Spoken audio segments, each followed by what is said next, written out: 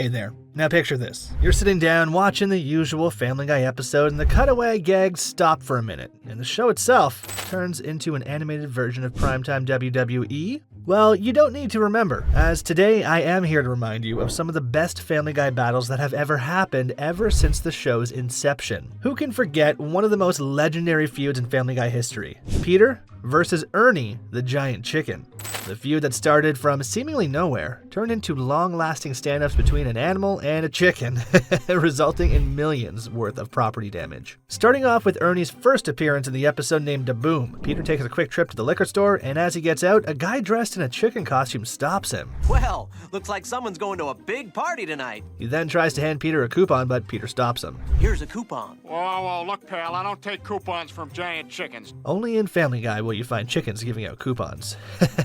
A flashback comes on where Peter is attempting to pay for his groceries. The lady at the counter tells Peter that the coupon is expired and Peter loses it, as if getting scammed by a chicken is his last straw. Try an Indian. That's much worse. He crashes out of the window and tackles the chicken and full-on fistfight starts. They take their martial arts on the bridge and Peter kicks him off, but he sails away safely on a truck. Peter catches up and they fight on top of the truck Matrix style. Peter almost falls off but is luckily saved when the truck falls off the bascule bridge and he latches onto the chicken who himself latched onto a passing helicopter. I signed up for comedy and instead got the next Fast and the Furious. They take their brawl inside a corporate building as the helicopter crashes straight into it, but the action doesn't stop there, baby. Peter bashes Ernie's head inside a printer and keeps busting the lid on top of his head until Ernie bleeds. Panting like a rhino, Peter gets out of the broken wall. Before he can finish his explanation, Ernie runs up and chokes him from behind. Both of them flail left and right until they fall off the building window, breaking all the glass in the process. Ernie cushions Peter as they both hit the ground, and it seems the battle is finished. Peter has conquered the giant chicken, but not without any struggle, as he looks like someone drew him with red crayon and one eye closed. Peter doesn't say a word and rides off into the sunset, but that wasn't the last of Ernie, as he opens his eyes at the end, already plotting his revenge. Hey, I love my comedy in an action series, if you get what I'm saying. Up next, we have the epic rivalry between Stewie and his evil twin, Bertram. Nothing screams Family Guy more than trying to stop your parents from sleeping together so that they don't have another baby. Just me? A little context is needed, I get it. This fight is after the earlier episode, when Stewie enters Peter's body and fights all his sperm so that the guy in family doesn't increase. See what I did there? He fights Bertram in his sperm form, but makes an alliance soon after. Stewie fails to save Bertram as Peter flushes Bertram right down the loo. In this episode, the rivalry between Stewie and Bertram makes it a dramatic return, and it kicks off with the usual chaos you'd expect from two megalomaniacs under the age of 2. Stewie spends his time on the playground, minding his own business. That is, until he senses something. A presence he hasn't felt since. You! Well. If it isn't my half-brother, Stewie. Yes, you guessed it, it's Bertram, back from the genetic graveyard of Peter's sperm donation and now ruling the playground like a warlord. How the deuce did you get out of Peter's testicles? He donated sperm. Gross, and yet somehow expected. Peter Griffin's contribution to society continues to be unguessable. Stewie has something to say about this territorial invasion. Bertram may have the monkey bars, but Stewie has something more important, an arsenal of overly complex weaponry. Very well then, you leave me no choice but to declare war! So be it. And an actual dad. Ouch! Cut away to Stewie's command center, which looks like someone hijacked a Toys R Us and weaponized it. Stewie unleashes his forces, comprised entirely of weaponized stuffed animals and flying duck toys. Meanwhile, Bertram flexes his own army of playground loyalists, complete with one kid holding a bat like it's Excalibur. Also, shout out to the controls on Stewie's war machine. One duck button, one cow with a bow tie to fire, and a clown face that serves no purpose other than nightmare fuel. Pure nightmare efficiency. They launch their aerial assault and chaos erupts. The slide becomes a trench, the sandbox turns into a minefield, and the less said about the seesaw the better. Just as Stewie's forces gain the upper hand, a mysterious envelope arrives. What's this? A letter of surrender! We did it! Not so fast. Stewie opens it to find glitter. Biological glitter. Bertram has unleashed chickenpox, a move Stewie didn't expect. Damn you, Bertram! I thought we called no biological warfare! You swore on the seesaw! Classic playground diplomacy. You just can't trust a baby that looks like it was drawn by a serial killer. Before Stewie can plan his counterattack, Lois rushes in.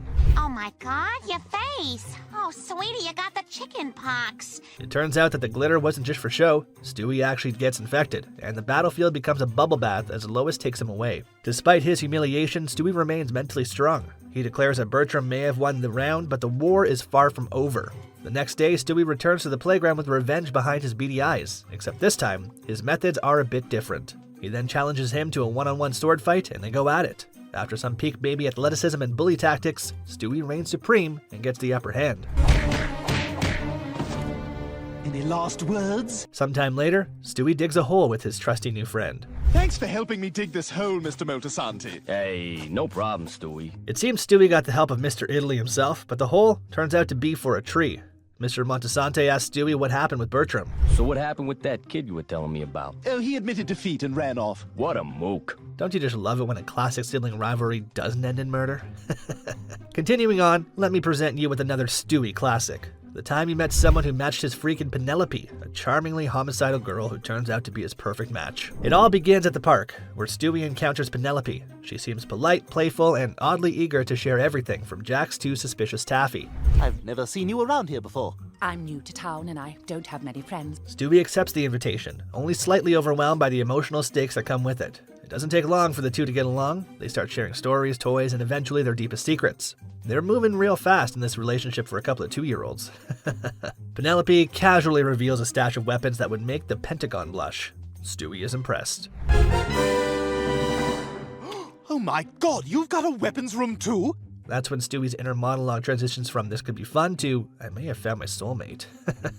They bond over blueprints, explosives, and death rays. They even share their first act of mayhem together, which is trying to blow up Morton via an exploding wallet and burp-triggered bomb. When Morton survives somehow, they won't let it kill the vibe and proceed to do more. The duo sets off on a global crime spree. They start with bombing the Eiffel Tower, then dismantling the Great Wall of China, and triggering international incidents while enjoying every second of it. Back home, Brian starts to notice Stewie's increasingly violent activities and suspects Penelope is behind it all. He warns Stewie. This girl, she just creates chaos for the sake of chaos. I'm saying she's a bad influence on you and you should stop spending time with her. Stewie shrugs it off. He assures Brian that he and Penelope are partners in purpose. Penelope overhears this conversation and she's not happy. She confronts Stewie and gives him an ultimatum. Kill him. Kill Brian for me. You know, this is the part where you realize that you didn't have great chemistry. She's just batshit crazy. Stewie, torn between loyalty and love, pretends to go through with it. He poisons coffee, tampers with packages, and even tries psychological manipulation, but he can't bring himself to harm Brian. Eventually, he confesses to Penelope. I just couldn't bring myself to kill him, Penelope. Brian is my best friend. She takes the news exactly how you'd expect from someone who once admitted to helping decapitate her mom. It appears I'll have to kill him myself. What? What follows is a full-on action sequence worthy of title Bond Film Diaper Edition. Penelope storms into the Griffin house, armed with high-tech weaponry. Brian is moments away from being obliterated when Stewie comes to the rescue and protects him. After an exciting display of laser tag, Stewie and Penelope face off in a final confrontation. Stay away from my dog. She finally gives up and admits defeat, but fulfills her final wish as she takes Stewie's lips for herself. She then escapes like a smooth criminal while Stewie is distracted. That was beautiful. I'm gonna tell my friends I banged her. Way to ruin a good mood, you little bald pervert. And with that, another day in the emotional roller coaster of a 1-year-old's love life. Guess who's back? It's Peter versus Ernie, again. This time Ernie is back to get his revenge while seemingly being revived from the dead. That's strange. So another normal day in Quahog. Quagmire is up to his old pervert antics again and he gets caught by the police. When he's released, the women gang up on him and Peter decides to defend his friend. Second of all, Quagmire's a good guy. He's just a little mixed up. Before he can finish his sentence, Peter randomly gets tackled by Ernie. They start duking it out on the street karate style and start causing accidents around them. They get stuck in a speeding car's windshield, but the action doesn't stop. All of a sudden, a train runs into the car, but both of them survive on top of the train and resume the brawl. You mean to tell me that an obese guy who can't handle 10 seconds on the treadmill survived getting hit by a train? That's cartoon logic right there. In the ensuing action, Ernie makes full use of his beak no jutsu and pushes him down and stomps on him. The action doesn't stop and the handcar derails and they roll down a plateau which leads down to a ship in the ocean. This isn't medium rare. Then have them take it back. The oh-so delectable dinner of this posh couple is ruined as Peter and Ernie come crashing down on it. They get up and the brawl restarts, but suddenly the ground caves in under them and they fall down into the steam engine. They've been falling down on things so much, I'm surprised they're not in hell right now. 1 second break and they get up, fists flying everywhere again. Both of them get out of the ship and the punches just don't stop. They stop just under a spinning aircraft, and Ernie finally gets the edge on Peter and punches him down on the concrete. The dumb chicken thinks he has the upper hand, but what he doesn't see is the giant motor blade closing down on him from behind. Ernie realizes too late and releases one last sound before becoming some delicious minced meat. Peter walks off into the sunset, yet again, but the camera pans back, and Ernie's foot grips into a ball. The chicken lives yet again. Peter goes back to defending Quagmire. Second of all, Quagmire's a good guy, you know? He's just a little mixed up, that's all. And with that, the circle of life is complete. The most important question remains unsolved. Is that chicken immortal, or what? Remember the time Stewie tried to make himself more evil, but accidentally created an evil clone of himself? Well, fret on. Up next, we'll be talking about Stewie versus Evil Stewie. Ooh. It starts off simple enough. Stewie, feeling like he's losing his edge after failing to properly assemble his rifle, begins to panic. Brian notices immediately. I think you're going soft. And here I thought he was going to ask why a baby has a rifle. Guess I was the stupid one. Stewie tries to brush it off, but even he can't deny it. He spent half an hour laughing at his own feet yesterday. Not exactly the resume of an evil genius. Desperate to restore his mojo, he constructs a neural enhancement device designed to boost his evil side. Brian takes the controls, they activate the machine. Now when I say so, hit that button. The result? Underwhelming. Stewie tries insulting Brian, but ends up complimenting him on his helicopter defense tactics. Not quite the thing he was looking for. Dejected, but not defeated, Stewie tweaks the machine. But this time, instead of making himself more evil, he somehow creates Evil Stewie. Bald, furious, and ready to murder. Hey, that's just like normal Stewie. What the hell? Brian quickly realizes this isn't just a mood swing. Evil Stewie attacks him, nearly choking him to death before escaping. Normal Stewie is left stunned. Brian doesn't hold back and wants Evil Stewie destroyed. Well, kill it! It almost choked me to death. I shall do no such thing, Brian. It must be studied. Because obviously the best plan when a homicidal clone appears is to bring it inside for some light lab work.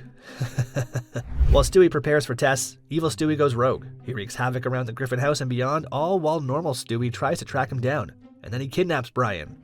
Well, this is a gift, Brian. Thank you for making it so easy. When your dog starts welcoming death like it's breakfast on a Sunday morning, maybe it's time for some uncomfortable conversations.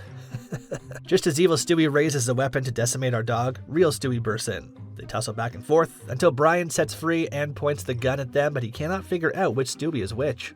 Brian, it's me, Stewie. Shoot him! No, Brian, you know me. Look at me. Shoot him! Brian panics since they are both identical. Brian then gets an idea. He says, Look at your feet. Why? They're just feet. Only the real Stewie, who laughed at his feet for 5 hours straight, would find this amusing. So Brian now knows his target. Brian fires and Evil Stewie drops dead on the ground. And with that, the evil has been dealt with. Oh wait, is there still a twist in the turns? Stewie faces the camera and makes the most evil demon face you'll ever see. Yikes, that's nightmare fuel.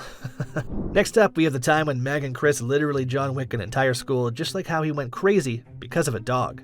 Similarly, the dog is at fault this time too, but to see that, we'll have to rewind a bit to the time when Brian tries to impress his enormous Twitter following, which is exactly 0. Like a dad in his 60s with nothing else to do, he yaps about everything and anything possible on Twitter. Hey, Stewie, what do you think about this tweet? Oh, don't be that guy. Kelly Ripa no-shows at work. Who does she think she is? A Republican senator? Stewie tries to bring him back to reality, but Brian lets a non-existent stardom get to his head. Unless you're an athlete or a celebrity, no one cares. A lot of people like my stuff. Oh, yeah? Someone needs to tell Donald Trump it's not fashionable to wear orange on your face after Labor Day. But just like my own dog who doesn't care about where he is shitting at, neither does Brian. 0 retweets, 0 likes. Yeah, viral. You know, I don't care. You can't stop me. Little did the poor dog know that he now lives in a world where getting offended on everything is a trend and nobody likes it when someone is too funny. Better get a tweet out before I go dark for a few hours. About to see the new Kevin Hart movie. The movie must have been funny, but people don't find his tweet funny in the least, and Brian finally steps into the real world of stardom after finishing his movie. Hey, are you at Dog Backwards from Twitter? I am. Are you a fan? You racist jerk! He must have loved getting recognized for the first time while being out in public, but it certainly wasn't the last. He gets chased all the way back home, and the crackhead family makes him delete the tweet. They'll see that I deleted it, and it'll all blow over. Trust me. I hope so, but you never know. That is why you should never trust a dog, because life went downhill for crackheads from there onwards. The first victim being Lois, who all the employees at the grocery store avoid.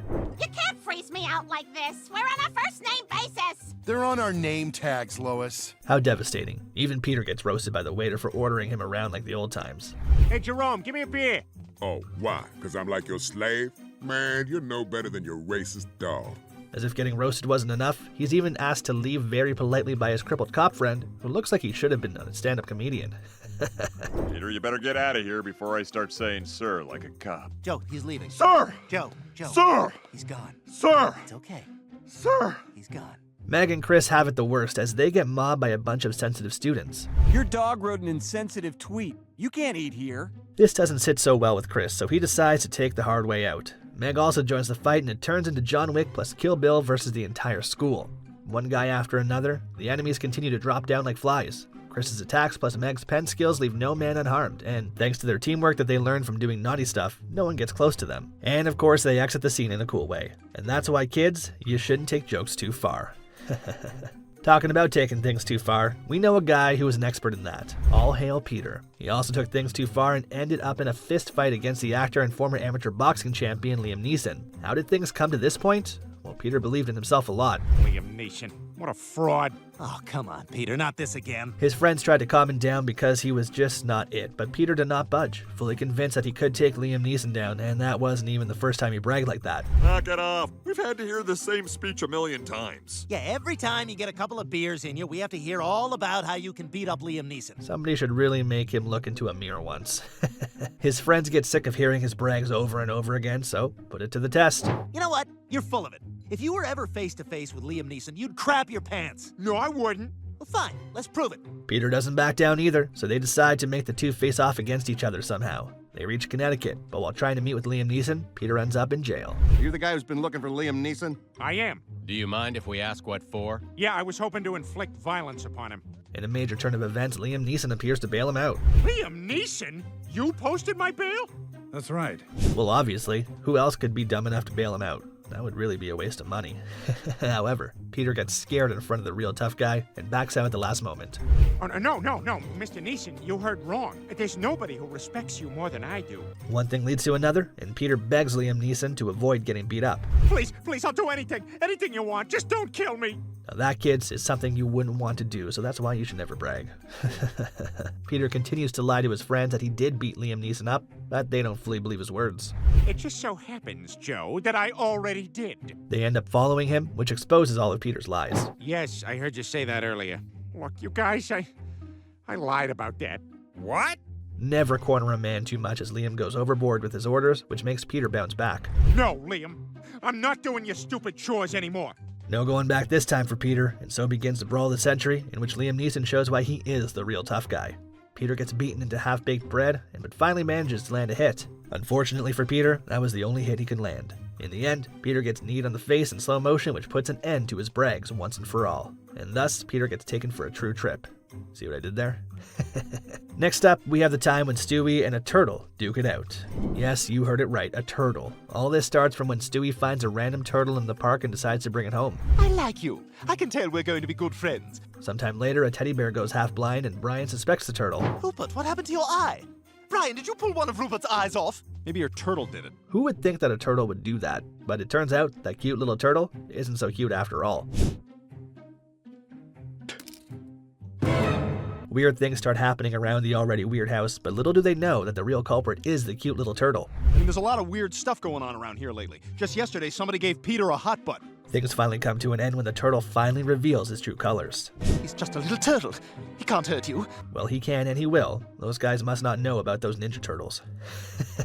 He flushes the turtle down the toilet, but the turtle doesn't give up on his revenge. He even kills a duck on the way back. He comes back to the house again and shoots Stewie, but it turns out a fake Stewie as he was expecting the turtle already. They fight it out, properly like men this time, and Stewie almost gets the win, but things don't go in his favor.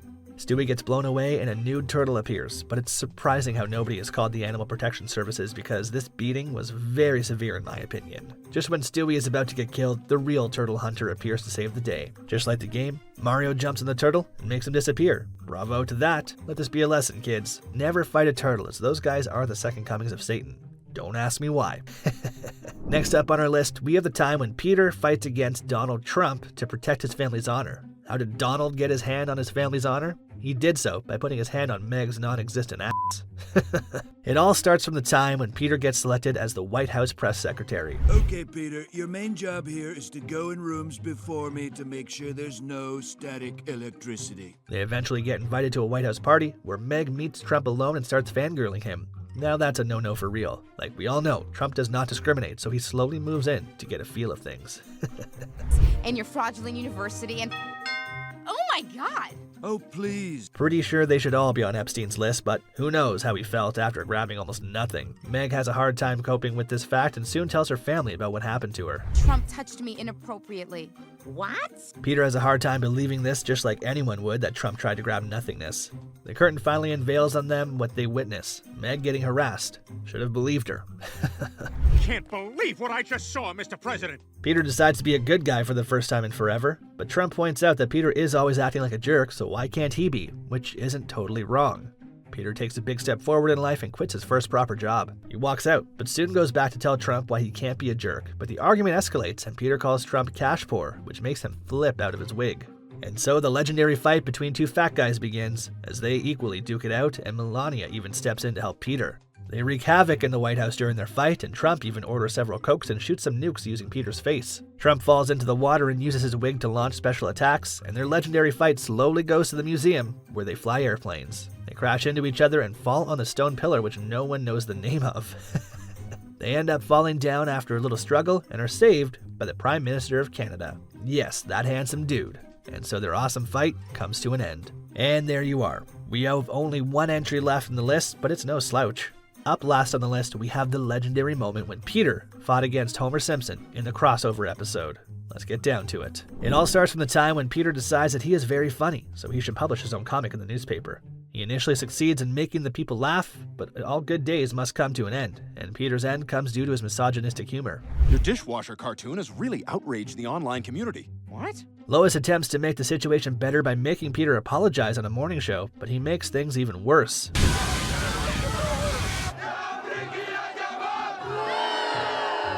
The local sensitive women go wild after this and literally start throwing bricks at the Griffin's house. They decide that they should leave town for a bit until things calm down again, but their journey outside doesn't go very smoothly as their car gets stolen when they stop at a gas station. Surprised that someone wanted to steal that junk of metal.